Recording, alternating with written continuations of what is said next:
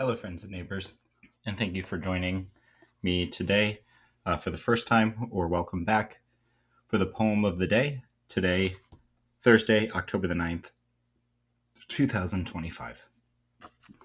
Thank you again for being here, and welcome everyone. We are in the middle of reading through some of Edgar Allan Poe's poetry. I think we've had 3 videos thus far in this series, and today we're going to read the first in this series that is one of his sonnets. And to my knowledge, I think he only published 2 sonnets explicitly in the sonnet form in his lifetime. At least there's only 2 in this collection that I'm reading from. And this first sonnet is called To Science. And I forgot to look the year up again. So give me just a short second here to look at the table of contents. And the year is 1829. So that's 2 years later than a lot of the poems that we read previously of his.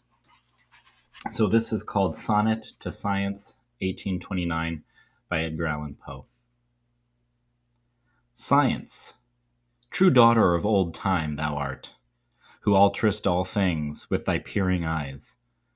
Why preyest thou thus upon the poet's heart, vulture whose wings are dull realities? How should he love thee, and how deem thee wise, who wouldst not leave him in his wandering to seek for treasure in the jeweled skies, albeit he soared with an undaunted wing? Hast thou not dragged Diana from her car, and driven the Hamadryad from the wood, to seek a shelter in some happier star? Hast thou not torn the Naiad from her flood, the Elfin from the green grass, and from me the summer dream beneath the tamarind tree? Okay. I'm going to have to confess, and while I don't typically do this because I try to just analyze or comment, I don't think this is a very good poem. And it's far better than anything I can write. I'm going to just acknowledge that straight out. And I welcome people who like it more than I do, certainly. That's not to say that there's nothing in here that's not... it's not to say there's nothing in here that's irredeemable, for example. But I find that I'm not sure he mastered the structure, and I find that some of the opinions in here are a little bit too didactic. So let me explain those 2 critiques that I have. So he says sonnet to science, and with the first line, science, true daughter of time thou art. Like the poem yesterday, the speaker seems to be setting up one expectation for what the poem is going to be about and how it's going to be about it. Namely, that this is some sort of ode to science, or sonnets were often written as love letters or love attributions. And so to direct a sonnet to science seems like a tribute. Likewise, the first word is science, exclamation point. So we get this stop right away after one word, which is an apostrophe. It's addressing something that is not animate and cannot be present. True daughter of time thou art, again, sounds like a celebration. This is perhaps the most interesting thing to me about the poem, is that there's that rug pull after the first line again. Who alterest all things with thy peering eyes. So the speaker is blaming science for changing everything and for sort of interfering by presumably explaining things, right? That when you put your eyes of science on something, that the mystery and the majesty and the magic behind it is dispelled and is gone. So then we get a series of these rhetorical questions. Why preyest thou thus on the poet's heart, vulture whose wings are dull realities? So likening science to a vulture that is eating a poet's heart, which to me is a strange invocation, because vultures typically eat upon things that are dead. And the speaker here is referring to the wings of the vulture as dull realities. So the things that fuels you, the things that moves you, are dull, boring, mundane realities, the base facts of things, objectivity, and that's preying upon the poet. So these lines 3 and 4 establish this idea that, you often hear like, oh, science and religion are incompatible, but this is sort of saying science and art are incompatible. And to me, that just seems too simple.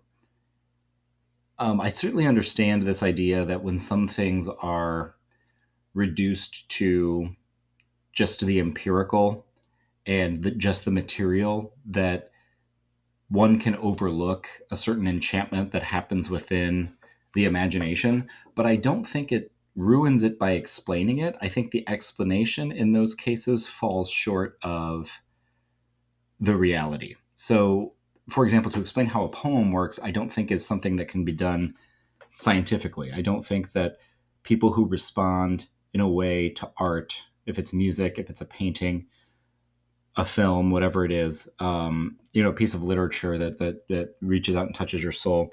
I don't think that there's an equation for that, as much as people might want there to be or might think that there is. Certainly within manipulation, there can be, but those true things that touch upon the sublime are the realm of philosophy. They're not necessarily the realm of science. And if we were even able to explain them down to their minutia, I don't know that cheapens what is happening within the affect. It doesn't cheapen the magic by explaining the magic, if that makes any sense.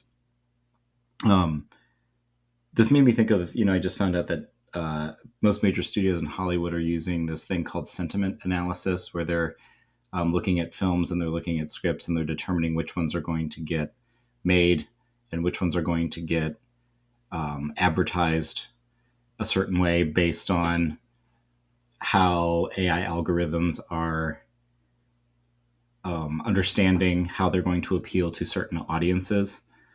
I find that pretty objectionable personally, but that was one way in which perhaps I might relate to what's being expressed in this poem. But I think within the terseness of it and these rhetorical questions that are set up, it's staged as a binary that isn't always necessarily true. Let's continue. A little bit later then in this sonnet, the speaker asks right after the turn, so this is between lines 8 and 9 where the volta is, "Hast thou not driven Diana from her car and driven the Hamadryad," I cannot say that, "from the wood to seek shelter in a happier star, torn the Naiad from her flood." So he's listing three mythological figures, all women who are, goddess of the hunt and harvest, a spirit having to do with nurturing and nature and motherhood, enchantment, fertility. So the feminine side of nature, which often is associated with things that are more emotional, like the arts. Traditionally, this is not something that I believe, whereas science and rationality is traditionally associated with something that's more masculine. Again, traditionally not something that I believe. And so he's talking about science as kind of brutally dragging away these women that are creative and these women that are symbols of, gathering food, producing things, enchanting the world, right? Being attached to trees, even. That's what the hamadryads were, right? They would live within trees and be clasped to these trees. So even kind of enchanting nature in that way of spirit. We might think of the dream poem from a couple days ago where the mother's kind of calling out to the child spirit to come out of the tree. That's an image that Poe's liking to return to many times. And then here's just one kind of small complaint having to do with the structure of the sonnet, is that he continues these after the turn. Usually the couplet kind of ends the question or reframes the question, but he uses the couplet just to pose another rhetorical question. "The elfin from the green grass, and from me the summer dream beneath the tamarind tree." The only real change that's going on there is right in that last line where the poet includes themselves, as among these kind of mythical figures that are being disenchanted or that are being ruined or their magic taken away from them, which is maybe a bit hubristic on his part. But I wanted something more either tidy or complicated in the couplet, which we're typically going to see in Shakespearean sonnets, for example. And this one seemed to kind of drop the ball a bit on what the couplet could be used for. Likewise, I don't think the quatrains, there's a little bit of a distinction between the quatrains and what they're asking and how they're functioning within the poem, but it doesn't follow the Shakespearean or the Petrarchan complications of posing a problem, complicating the problem, offering a solution to the problem. This is pretty much, not to be too reductive with it, but it's pretty much 14 lines similarly riffing on the same conflict, the same science goes against art and science is ruining art thesis. I think more complicated and sophisticated sonnets would offer alternative perspectives to that and to continue to really kind of press on it and develop it throughout, which is not something that I'm seeing as much in this one. So those are my my notes for Poe, which again, I feel sort of out of place doing that, but it's a poem that I think I've read more of his work, and I think that more of his work is more dangerous and risky and complicated, and this one feels a little underbaked to me. But perhaps I'm just missing a lot, and if that's the case, I would like to hear about it from you. Please leave a comment or write in and let me know why I'm wrong about this. But anyway, we will continue with Poe next time, going into some of his more famous and more complicated works, and I hope you'll join us again for that. Until then, may peace be with you all.